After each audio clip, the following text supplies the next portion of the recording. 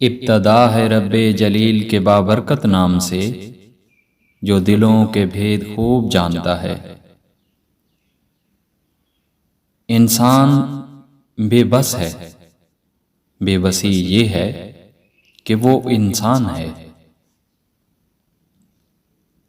खामोश चेहरा खामोश लफ्ज की तरह साहिब नजर इंसान के सामने बोलता है। कुरान में कायनात का तज़किरा है और कायनात में कुरान की तफसीर और तफहीम है। एक बीज में हजार हा दरख्तों के ज़हूर के लिए हर्फ कुन मौजूद है। समंदर का दिल दरिया है और दरिया का दिल समंदर है। जिंदगी के तपते हुए रेगजार में मोहब्बत गोया एक नखलिस्तान से कम नहीं।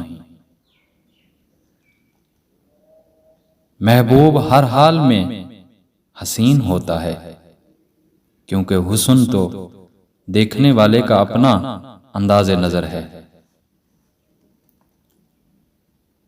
मोहिब को महबूब में कजी या खामी नजर नहीं आती, अगर नजर आए भी तो महसूस नहीं होती, महसूस हो भी तो नागवार नहीं गुजरती।